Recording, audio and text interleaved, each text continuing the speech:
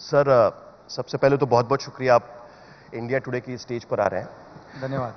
इतने बड़े national stage पे आने के बाद जो मैंने शुरुआत की थी कि हम सब ने जो देखा महाराष्ट्र में पिछले जून महीने में खास करके हमने देखा, और आप सूरत के रास्ते, गुवाहाटी के रास्ते महाराष्ट्र में आए, वो सीधे मुख्यमंत्री बनकर महाराष्ट्र में आए। आपकी ये जो यात्रा है वो बड़ी दिलचस्प है। ये कैसे हुआ आखिरकार? आपने 40 साल आप जिस पार्टी में थे, जिस तरीके से आपने पार्टी को बिल्ड करने के लिए कोशिश की थी आज तक, ये कैसे हुआ कि आपने सोचा कि आपको अब उद्धव ठाकरे के खिलाफ खड़ा होना है? क्या आपको पता था कि आप मुख्यमंत्री बनने जा रही है? ये कैसे हुआ ये सारा चीज? कैसे हुआ, क्यों हुआ, ये तो पूरे महाराष्ट्र में सब लोगों को पता भी है।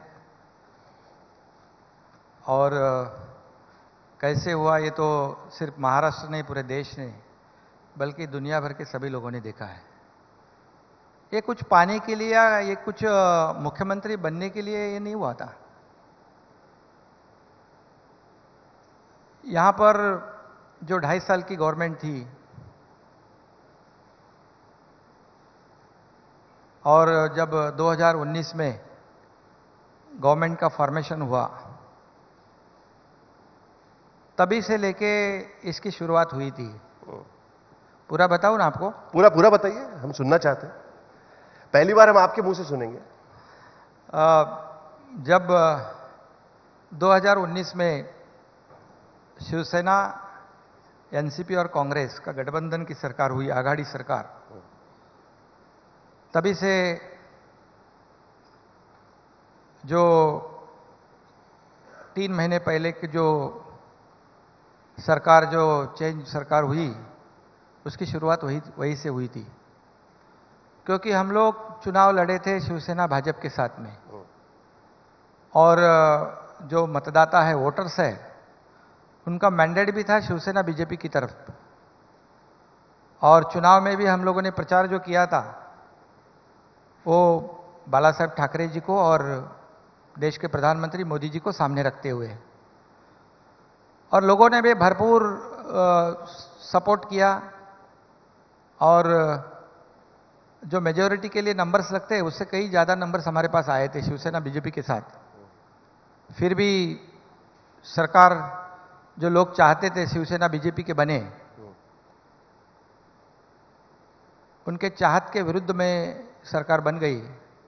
और तभी से हमारे विधायक जो है उनका भी रेजिस्टेंस था, विरोध था। लेकिन हम लोग आदेश के मुताबिक काम करने वाले कार्यकर्ता लोग हैं।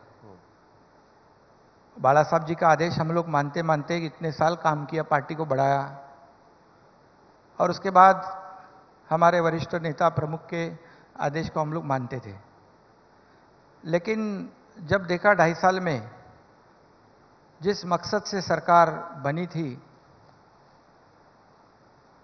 विधायक जो देखते हैं कि फिर चुनाव में हम कैसे सामने जाए, लोगों को कैसे जवाब दे और लोगों को कैसे काम करे। लोग चाहते हैं, जो चुनाव में विधायक चुनकर भेजते हैं, वो लोगों की अपेक्षा होती है, मतदाता की, कि हमारे चुनाव क्षेत्र में काम हो, विकास हो, विकास के प्रकल्प, जो सब सिविक एम्यूनिटी जो होती है, प्रकल्प होते हैं, वो चाहिए। लेकिन ऐसा कुछ नहीं कर पा रहे थे, दुर्भाग्यवश। आपके मुख्यमंत्री तो आप ही के थे, आप खुद मंत्री थे उसमें, उसके बावजूद आपकी शिकायत है कि वो सब चीज नहीं हो पा रही थी जो आप चाह रहे थे। उद्धव ठाकरे खुद मुख्यमंत्री थे, क्या यही सबसे बड़ी समस्या थी? हाँ, नहीं, समस्या तो मुख्यमंत्री कौन था इसकी नहीं थी। हाँ।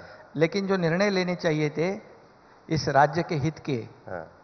और जो लोग शिवसेना के विधायक थे, उनके चुनाव क्षेत्र में जो उनके मतदाताओं की जो एक्सपेक्टेशन थी, उनकी अपेक्षा थी, उसको पूरे नहीं कर पा रहे थे। और सरकार में रहने के बाद, सरकार हमारी होने के बावजूद, हमारे कार्यकर्ताओं को न्याय नहीं मिल रहा था। और विधायक बार बार नाराजी जाहिर कर रहे थे। कई बार हम लोगों ने कोशिश की, मैंने भी कोशिश की, हमारे कई लोगों ने कोशिश की कि इसमें कुछ बदलाव आए, लेकिन दुर्भाग्यवश हम उसमें कामयाब नहीं हो पाए। मतलब आपने उद्धव ठाकरे को कई बार कहा था कि दोबारा बीजेपी के साथ चलते हैं? बिल्कुल नेचुरल अलायंस हमारा था ना, वो जो नेचुरल अलायंस था वही लोग भी चाहते थे, जनता भी चाहती थी और हम लोग भी चाहते थे। लेकिन कुछ ऐसा समय भी आया था कि कुछ बदलाव हो सकता है, लेकिन नहीं हो पाया। फिर भी 2.5 साल आपने इंतजार किया। बीच में एक बार फिर बातचीत चल रही थी कि उद्धव ठाकरे और बीजेपी के साथ कुछ बातचीत होगी। क्या सचमुच ये हो रहा था? बीजेपी के साथ बात चल रही थी? बिल्कुल। हमारे प्रमुख जो थे, वो हमारे मुख्यमंत्री, वो सिर्फ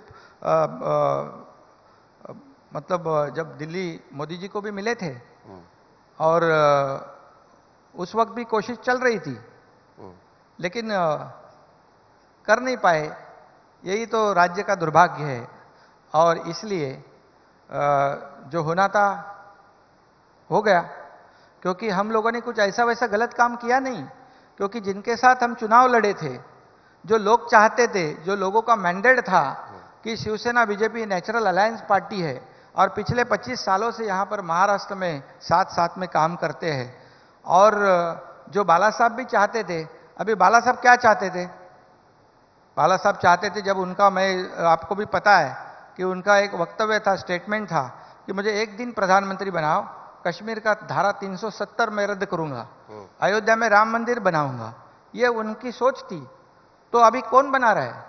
ये तो अभी धारा 370 ये देश के आदरणीय प्रधानमंत्री मोदी जी के मार्गदर्शन में, नेतृत्व में हमारे गृह मंत्री यूनियन होम मिनिस्टर अमित भाई शाह जी ने किया। राम मंदिर का निर्माण शुरू हुआ। तो हम लोगों ने कहा गलत किया है? जो बाला साहब चाहते थे वही तो हम लोगों ने किया है।